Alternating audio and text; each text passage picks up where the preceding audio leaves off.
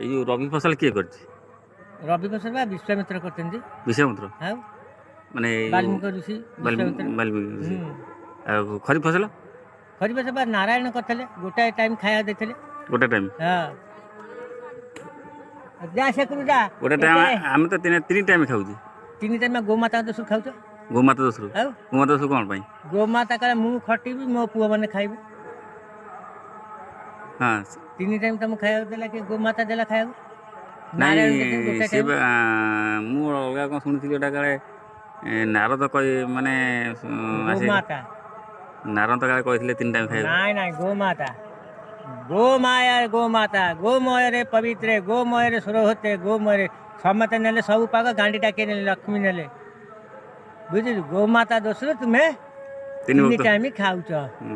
ସିଏ ନା ବକ୍ତେ ଖାଉଛନ୍ତି କିଏ? ଗୋମାତା। ଗୋମାତା ସବୁବେଳେ ଖାଇବେ।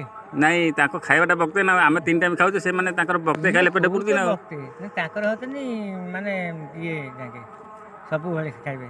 ମତେ ମଣିଷ ପଚିଲା ଖାଇଲେ ତିନି ବକ୍ତ, ଗୋମାତା ଖାଇଲେ ସଦାବେଳେ। ଗୋମାତାଙ୍କର ସଦାବେଳେ ଖାଇବା।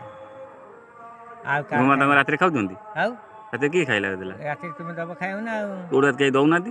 ଦଉବେନି କ'ଣ? ଗୋମାତା ବା ତାଙ୍କର ସେ ଆଗରୁ ବର ମାଗିଲେ ମୁଁ ସବୁବେଳେ ଖାଇବି, ମାନବ କୂଳ ଖାଇବେ। ଗୋଟାଏ ଟାଇମ୍ କରାହେଲେ ତିନି ଟାଇମ୍ କରାହେଲା। କିନ୍ତୁ ମଣିଷ ତ ନାଇଁ ତିନି ଟାଇମ୍ ଖାଉଛି, ଗୋରୁ ତ ଗୋଟାଏ ଟାଇମ୍ ଖାଉଛି। ତମେ କହୁଛ ତିନି ଟାଇମ୍ ଗୋରୁ ତିନି ମାନେ ସବୁବେଳେ ଖାଇବେ। ସବୁବେଳେ ତ କେହି ଦଉନାହାନ୍ତି। ଦେବେନି କ'ଣ? ତମେ ଦଉଛ? ଆଉ ହଁ ତମେ ରାତିରେ ଉଠି ଖାଇବା ଦଉଛ ଗୋରୁ? ରାତିରେ କ'ଣ ଛଣ ବିଡ଼ାଏ ଗୋମାତାଙ୍କର ପଡ଼ିବ, ରାତିରେ ପକେଇବ, ସକାଳେ ସେଇ ସନ୍ଧ୍ୟାବେଳେ ବାନ୍ଧିଲା ପଡୁଛି। ନା ତିନି ଟାଇମ୍ ପକାଇବେ। ରାତିରେ ଶୋଇଲା ବେଳେ ତୁମେ ପକେଇବ ନା। ଆଉ ତମେ ପକଉଛ? ଗୋମାତା ବା। ହଁ ମୁଁ ସେ ବୁଝୁଛି, ତମେ ପକଉଛ? ଆଉ ନା ମୋର କେବେ ବିଶ୍ୱାସ ହଉନି।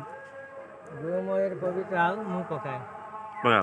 ମୋର ଯେତେ ଯାହେଲେ ଗୋରୁ ପଡ଼ିବ ସମ୍ଭାଳିବେ।